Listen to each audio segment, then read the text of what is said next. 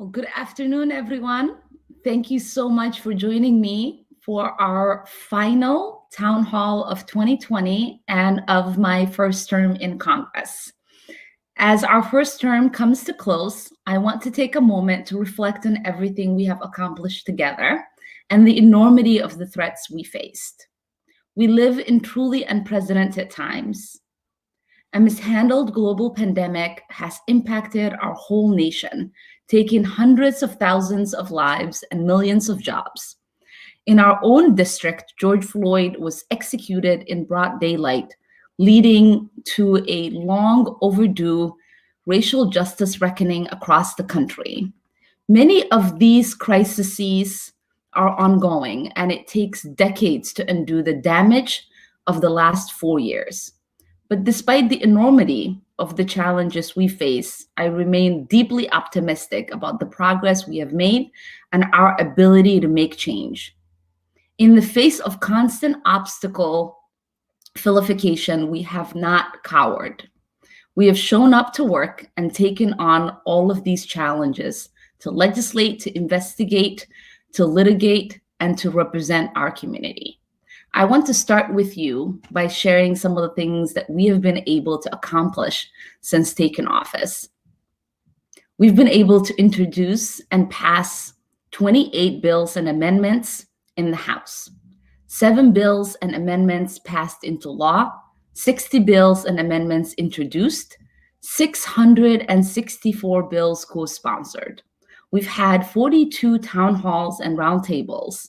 We've been able to get $1,750,000 in federal money secured for our constituents, and over 700 constituent casework accomplished, and we've had over 2,500 meetings with constituents.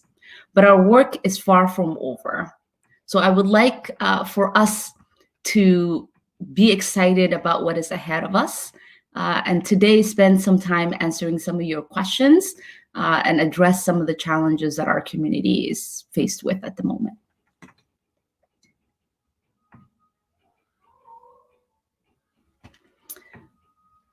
So some of you have sent in questions ahead of time, and so we'll address some of those, but please do take time to ask questions as we continue with the town hall today. Our first question is what's currently happening with COVID-19 and what we are doing about it. We are in a dire situation, and we have uncontrolled the spread in nearly every corner of our country. We are seeing daily death tolls that are topping 3,000 people every day. We are breaking records in the wrong ways. Trump has failed the American people with his lies, conspiracies, and egomania. But we also have the first dose of hope that in many months. Multiple vaccines are nearly approved. It will be a long road to get enough people vaccinated, and we have held, and we will have herd immunity as a big part of that. I know that for a lot of people, it is really important for us to continue to remind folks to wear a mask, to social distance, to wash their hands, and to make sure that this isn't something that we are only doing for ourselves, but we are doing it on behalf of our country, because so many people are really being personally hit by the impact of COVID.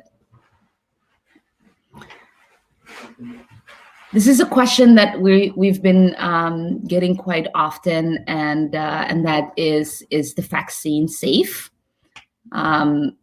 Yes, the vaccine is safe. These vaccines went through some same process as any other vaccine approved by the FDA. It might have seemed faster than some of the other vaccines because the government helped companies pay for the production of the vaccines just in case it was proven effective.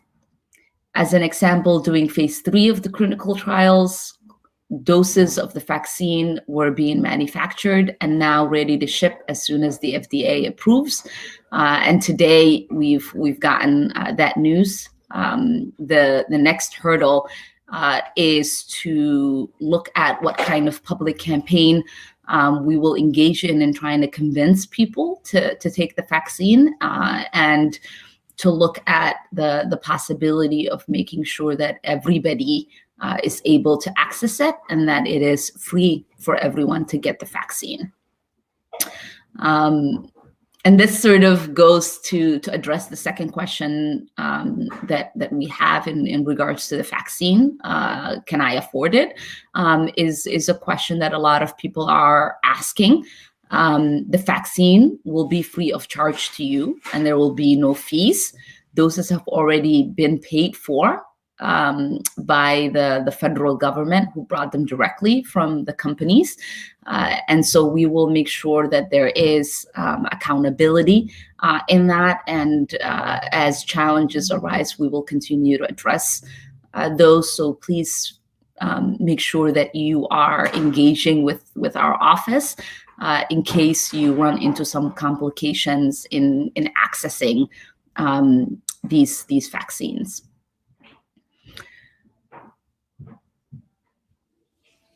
Thank you all for continuing to send in questions. Our next question asks, what are people doing to help those who are facing eviction or homelessness due to the pandemic?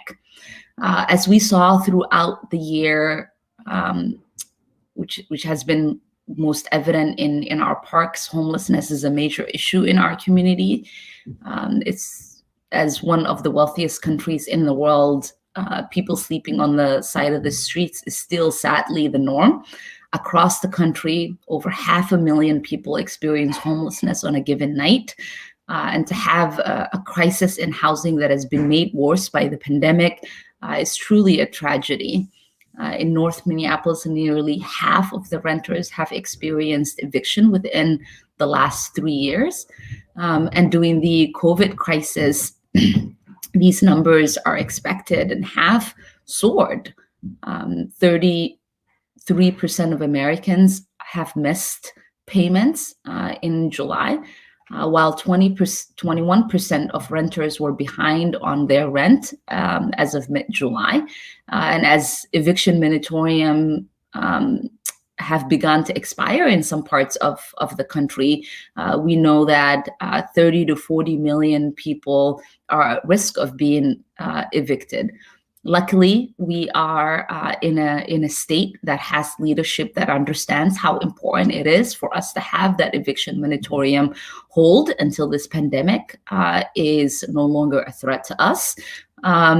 And federally, we've also had an eviction moratorium. It's not as great as the one that we have in our state, and so there's some challenges for people across the country still.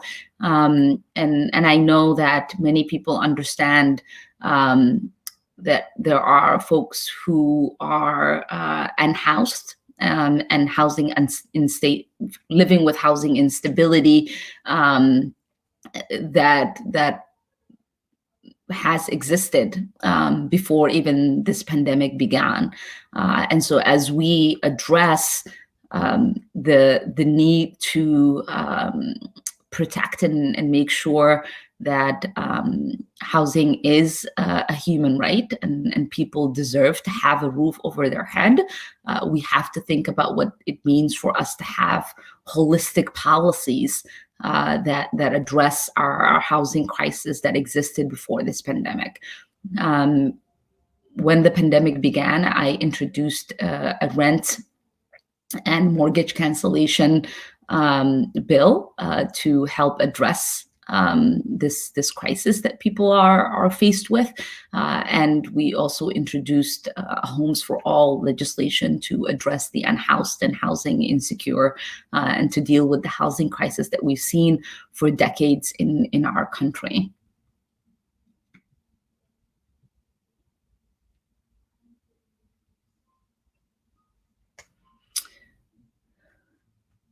And so there are, long-term, there's a lot of housing questions. There are short-term solutions like the one I spoke about, whether it is rent and mortgage cancellation, whether it is trying to get rental assistance resources from the federal government so that our states and local municipalities have the resources that they need in order to implement these programs, or addressing the long-term crisis by implementing things like Homes for All policies that deal and address that issue.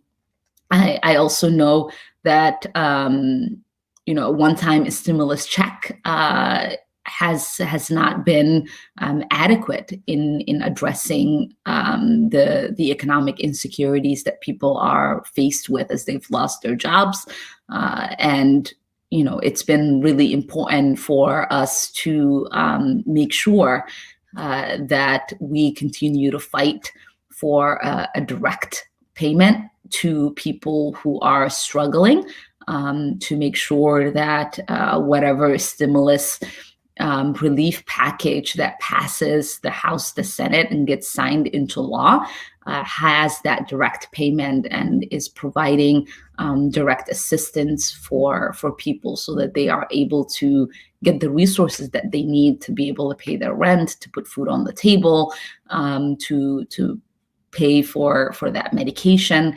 and have the comfort of knowing that they are able to have adequate resources for themselves.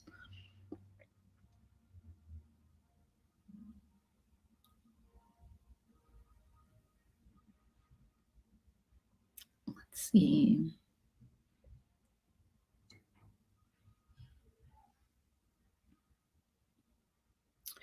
So as we continue to address the need to get resources directly to people, we are looking at getting direct checks to folks.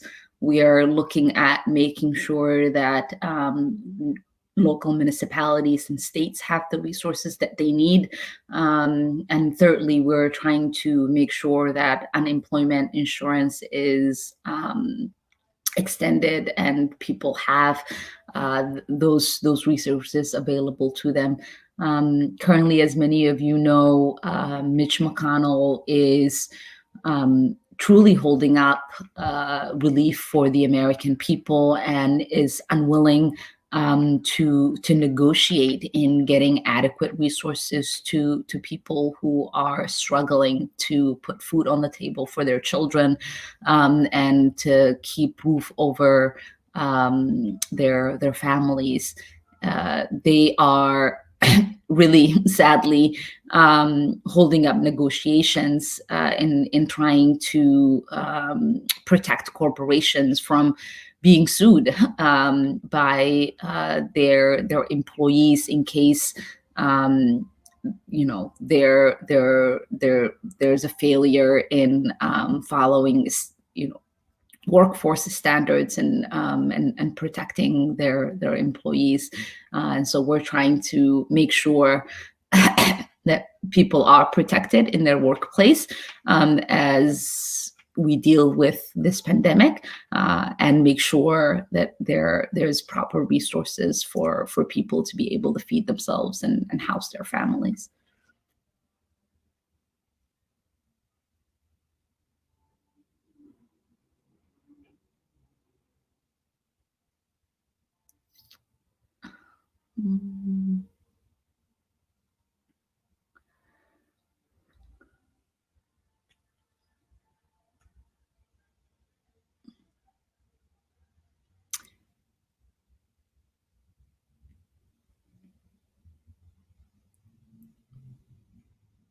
I see there's a question about what's happening with unemployment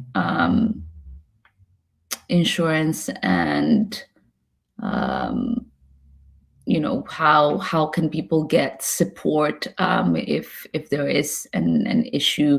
If you have issues receiving unemployment benefits or having issues contacting DEED, please feel free to reach out to our office. We set up ways to liaison so that we can provide direct support to our constituents in applying and receiving unemployment insurance. And so reach out to us and we'll help expedite that process and not only get you answers, but make sure that you have the resources that you need.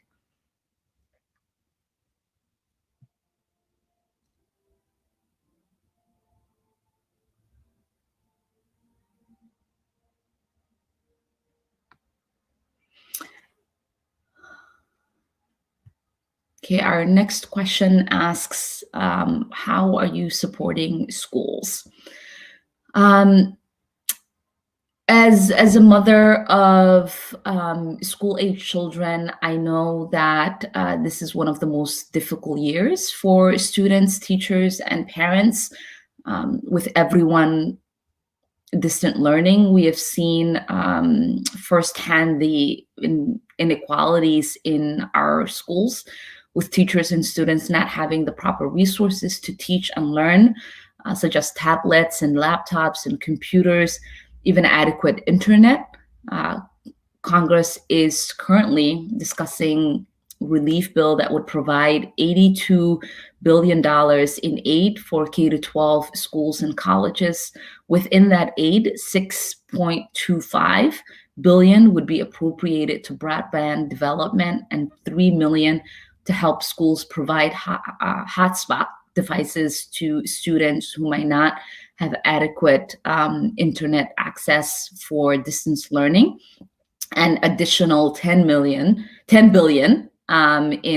is also being included to help childcare providers. I know that there is really just a challenge that can't really even be addressed with resources, because it is also trying to figure out how do we help our kids and teachers and school support staff in trying to also adapt to this sad new norm. There is isolation that so many of our children are dealing with, and in trying to help also support psychologically parents who are managing working from home and also having children who are distance learning. And as someone who truly understands what this looks like and feels like, I know that we are going to need to lean on one another and support each other as a community as we move through this difficult time. There has been different support systems that have been created for people to take each other's children, so that creating a parent group, so there's some relief for one another. There has been creative ways in which teachers and educators have figured out how to educate in this different environment, and adjust their curriculum to make sure that it is innovative enough for children who are learning in a different environment. But I also know that in Minnesota, where we have a real education gap and an opportunity gap for our kids, there are some that are falling through the cracks, whether they are children within the foster care system, whether they are children within the criminal justice system, whether they are children who are transient and unhoused. This pandemic is truly exacerbating a lot of the challenges that we've had as a society. And it's going to be important for us to use the lessons that we learn during this time to really transform our education system and figure out ways to adapt and create curriculums and environments that are better supportive of kids who come with different challenges.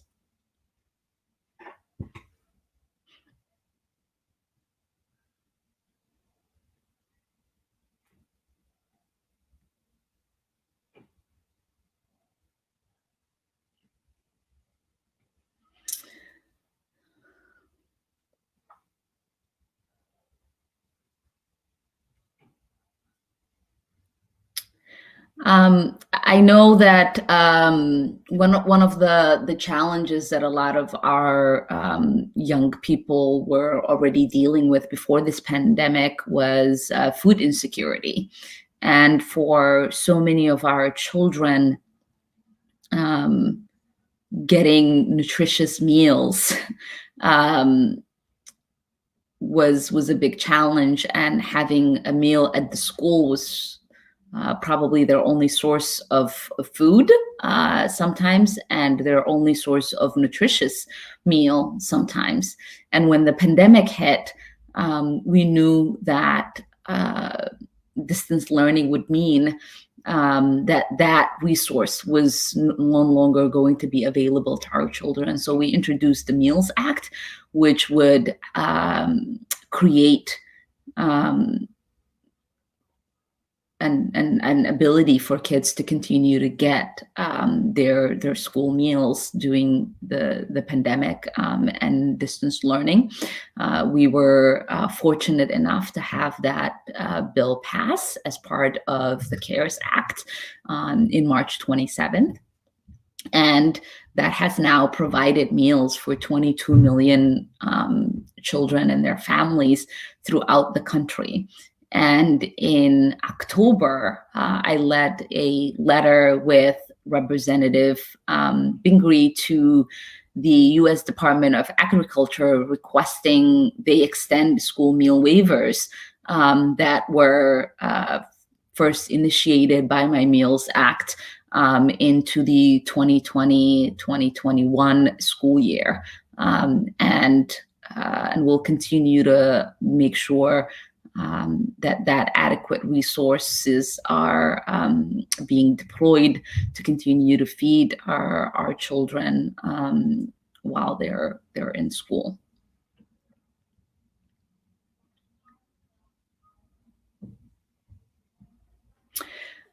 Next question is, what help is available for small business owners? COVID-19 has been absolutely devastating for small businesses, and not enough has been done to support them in a time where minority-owned businesses were already being disproportionately impacted by the pandemic. These small businesses have the least were the least likely to receive federal support. In fact, the first round of PPP funding, 90% of the minority-owned businesses were denied access to any of the loans that were provided by the CARES Act. And on top of that, many of the small businesses in our district are still healing from the impact of the murder of George Floyd and the uprising. And again, they have been disproportionately affected as minority-owned businesses. And so there must be a way for us to try to figure out how to get direct, accessible, and flexible financial relief with funds specifically reserved for minority-owned businesses. And as we continue to negotiate the next package of relief, we will continue to advocate for that to happen.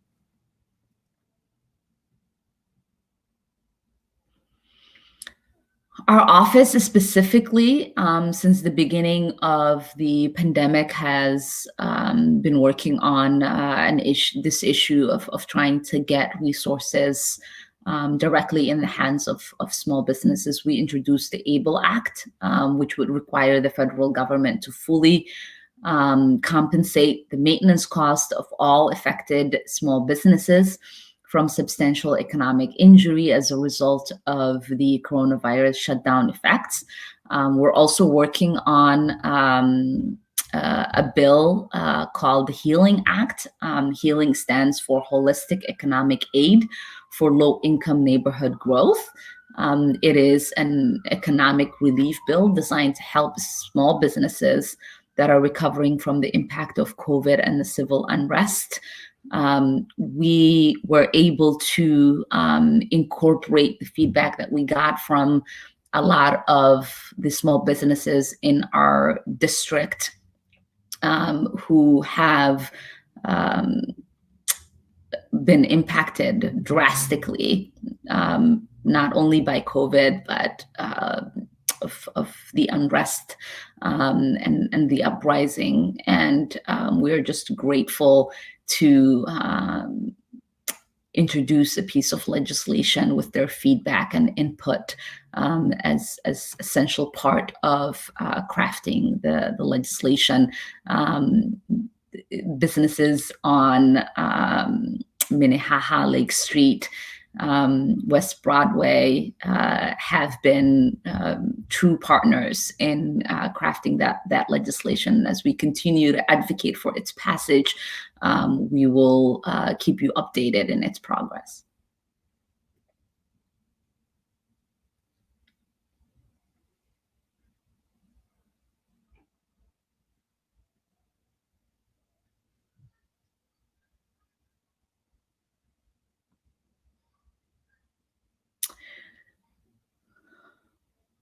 Let's see.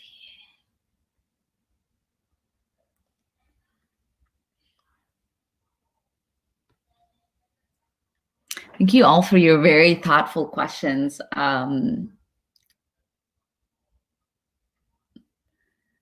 Let's see, the next question that we have is, do you support the Minneapolis City Council's budget change to the Minneapolis Police Department? I do. I believe that the murder of George Floyd at the hands of Minneapolis police has showed the world that many people of color in Minneapolis have been living in an environment where a lot had to change. And I believe that crafting pieces of legislation that are justice-centered, that prioritize people's basic needs like mental health, violence prevention, and also allow the city to put public safety first is really essential. And I'm so happy to see the clear leadership that is shown by the champions at City Hall, and to see a city council that was willing to vote to fund to move funds out of the police budget into alternative investments that will make our city safer. I do believe that there are fundamental problems with the Minneapolis Police Department, and I am really probably one of the most critical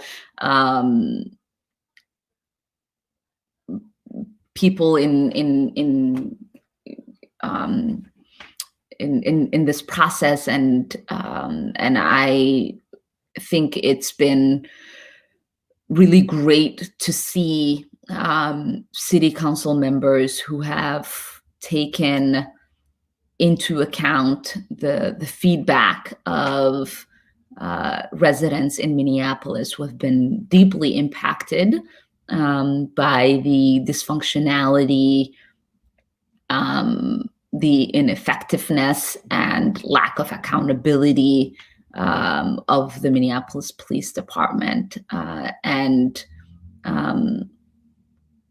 I think it's been long overdue in having a city council mayor that would come together to try to figure out how to adequately address and reimagine what community-centered safety solutions could look like. And this process, I think, is an initial process. And there's still more that we can do as we continue to listen and learn from those who are deeply impacted by injustices within our community. As we think about moving forward in the future, it's going to be important that we look at public health and public safety holistically.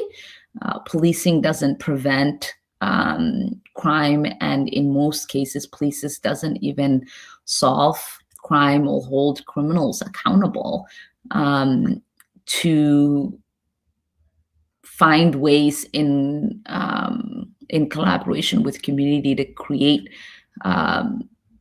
tools and resources to adequately prevent crime in our community is going to be essential. And the best way that we're going to do that is by having strong partnerships with community in order to come up with some of these solutions.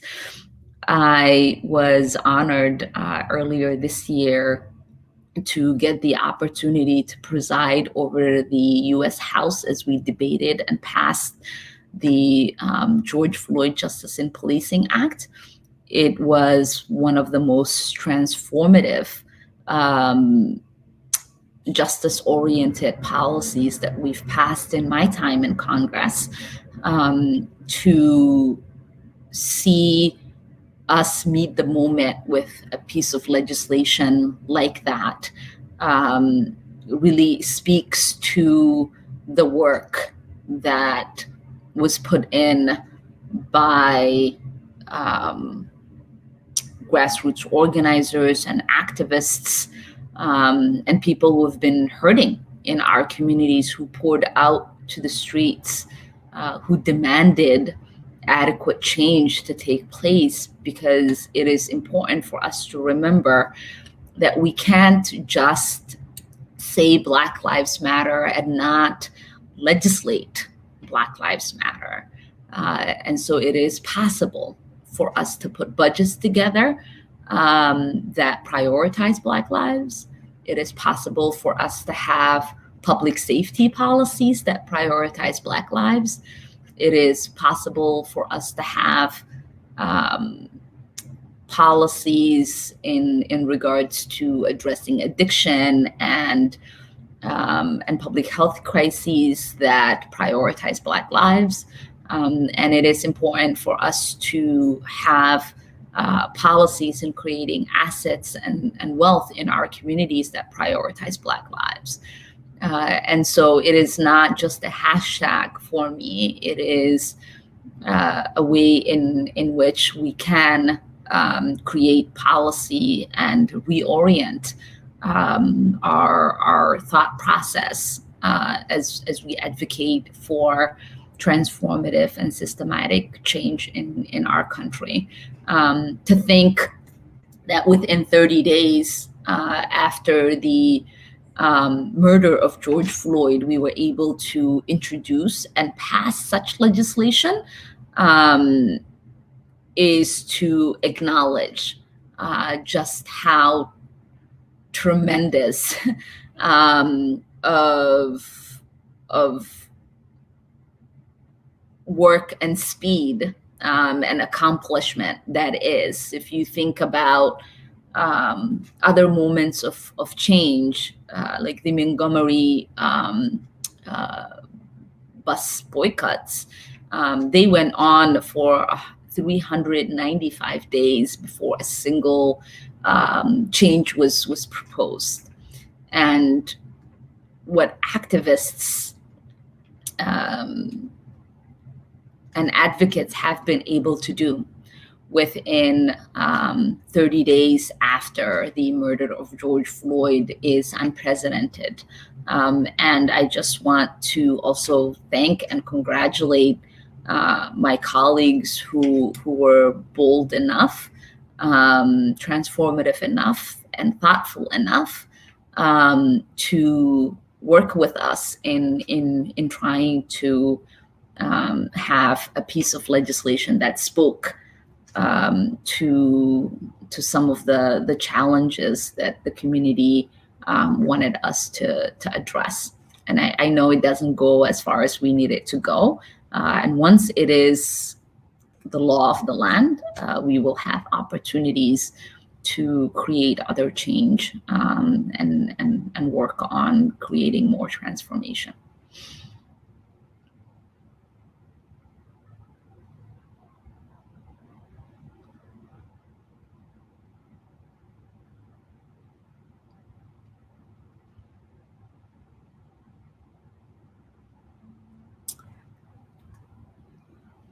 What are you doing to ensure the results of the 2020 election are...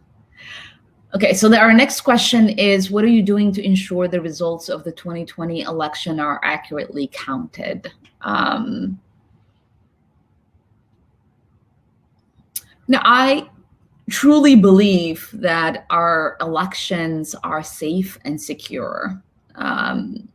There has been significant misinformation and conspiracies to undermine our democracy. In Minnesota, we are lucky enough to have Secretary of State Steve Simon and other elected officials who have done tremendous work, and we are truly thankful for their work in executing the mechanisms of our elections under very difficult circumstances. I am secure in knowing that our democratic institutions have the strength to withstand whatever the Republicans and Trump are trying to do right now to delegitimize it. And as we've seen with the actions that the Supreme Court took last night, and the actions that have been taken in the last couple of weeks, we can be secure in knowing that on January 20th, we will have a new president sworn in, and this stain in our democracy and on our nation will be behind us. And those who have tried to destroy our democracy and undermine the legitimacy of our elections would have not succeeded. And going forward, we will have the opportunity to implement and to pass and implement HR 1, which is our bill to create accountability and transparency in our democracy. It was the flagship legislation of the Democratic Caucus in the 116th Congress, and we hope to reintroduce it in the 117th Congress, and we'll have the possibility of that becoming the law of the land once we have a new president who understands how important it is for us to strengthen and protect our democracy. Next question is, will the Muslim ban be repealed? As someone who comes from a country that is currently on the Muslim ban, and has family in one of the other countries that is on the Muslim ban, I have really taken on this issue as a personal issue in my fight in repealing it, and to think about what it has meant for me and so many others who've personally been impacted by the Muslim ban, to pass the No Ban Act, which was a bill that I co-led in repealing the hateful Muslim ban, and to now have an opportunity to have elected, and soon will see a president sworn in who has committed to the repeal of the Muslim ban on day one. It is just with pride and relief, and for us who have been part of this fight, it is not going to be enough for us to get rid of that executive order. It is going to be important for us to continue to fight for the No Ban Act, because the No Ban Act does not only repeal the current Muslim ban. What it does is that it has in it provisions that prevent any future president that might want to introduce or implement an executive order banning people of a particular faith from the United States. And so the challenge that the upcoming president has, and the administration will have, is looking at what it means for us to undo a lot of the damage that has been done by Trump in these last 4 years, but to also address some of the ways in which our systems haven't been strong enough to withstand a president like him, and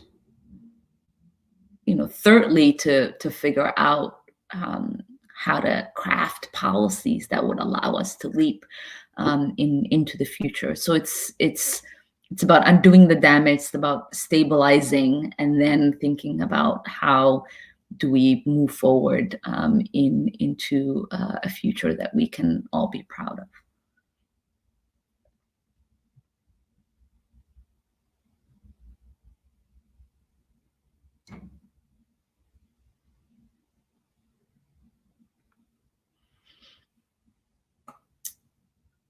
Let's see.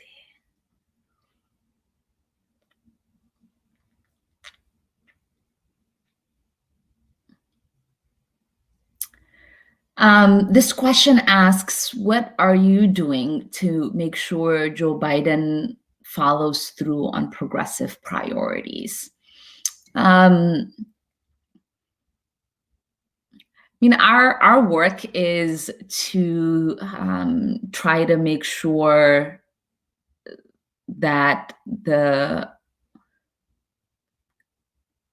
priorities that the administration campaigned, this upcoming administration campaigned on, are being implemented, and to also make sure that there is an understanding of some of the priorities that we have as members of the Progressive Caucus. it was an honor to get reelected as the whip of the Progressive Caucus last week, and we have a robust agenda in trying to make sure that we create progress in our country.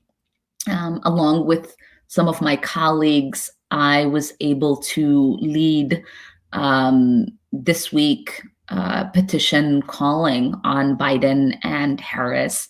That sounds great, Biden and Harris, to take on bold executive actions. Across the country, people turned out in record numbers for Joe Biden and Kamala Harris, and they sent a clear message. They wanted to reject the corruption and hate coming from Donald Trump, and believed that bold progressive change was necessary. And we know that Republicans will do everything that they can to make sure they grind Congress to a halt.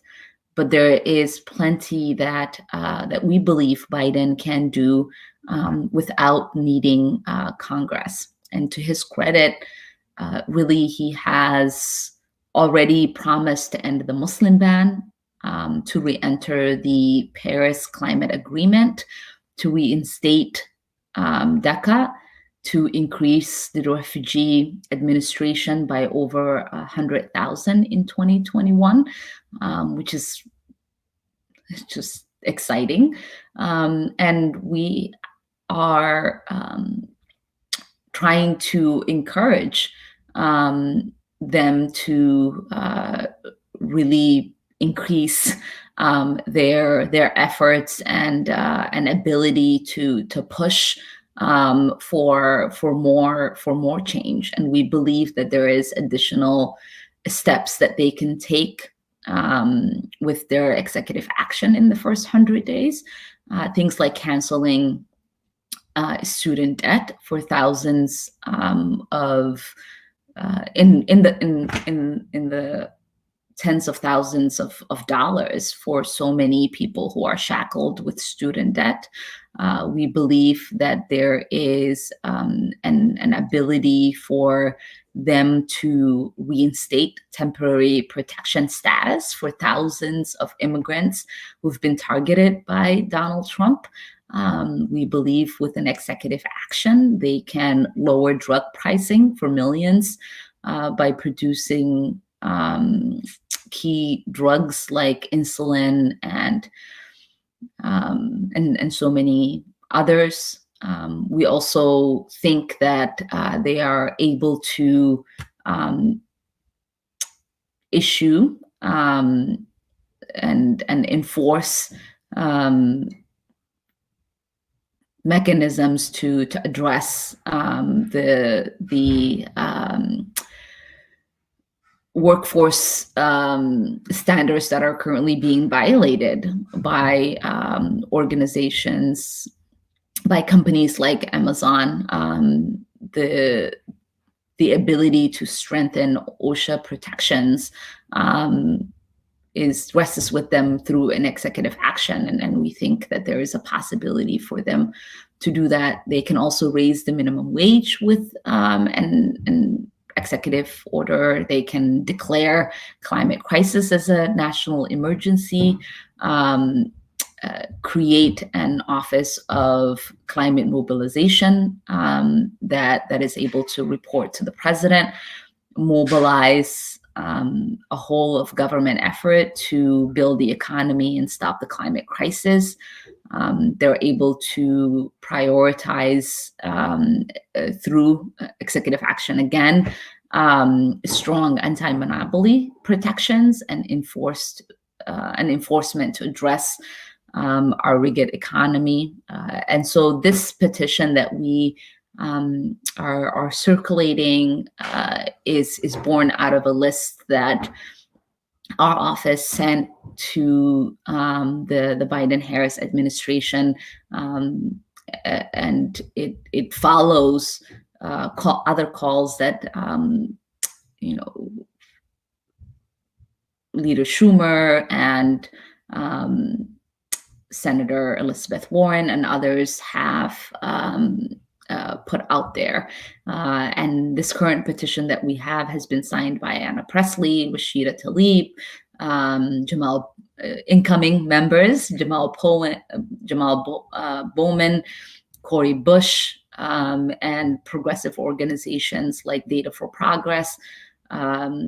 Drug pricing are too high, Justice Democrats, Other 99, Progress America, Social Security Works, Sunrise Movement, Working Families Party, and Blue Future. And we're very excited, truly, for the opportunity to have a president who's interested in co-governing with all of us, who wants to create an economy that works for all of us, who wants to work towards creating a more perfect union. And for me, when I first got elected to the Minnesota House, I was a minority in the minority, and remember how challenging it was to advocate and legislate on behalf of the constituents that I served. Now that we have been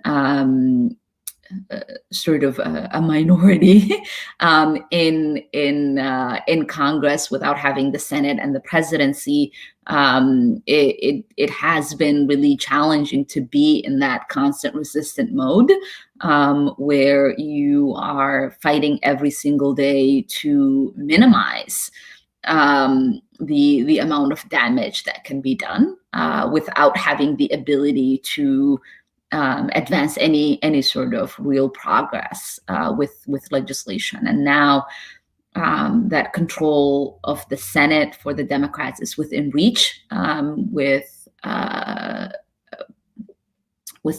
elections happening in Georgia, and having a president who will be able to work with us. It is such a relief to imagine what a future work for us means as members of Congress who are representing hundreds of thousands of constituents who are really in dire need of not just support, but of systematic change in order for their lives to be improved, whether it is in regards to the economy, in regards to the environment, in regards to our immigration system, in regards to different social fabrics and social support systems. There's just real opportunity for us to have policies that we can work on that will bring real meaningful change to people's lives, because it's not just the pandemic that has threatened the lives and the livelihoods of people. Systematic racism and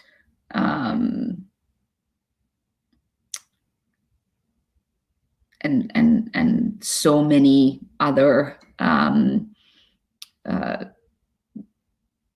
systems of lack of prioritizing people over profits have impacted their lives. And we now have an opportunity to address all of that in legislation, and have people's lives be impacted, whether it is seeing increase in the amount of money that they're making when we raise the minimum wage, or living in a more breathable planet without the threat of climate catastrophe, or the expansion of affordable healthcare, and not feeling like you have to file for bankruptcy or succumb to an illness because you weren't able to afford medication, or you were too poor to get sick. And so I am honored to have had the opportunity to represent you and advocate on your behalf in the last 2 years. And I look forward to all the work that we are able to do together in the next 2 years as we fight for real change in Congress. So thank you all for joining, and I look forward to seeing you in the new year. Happy holidays and Happy New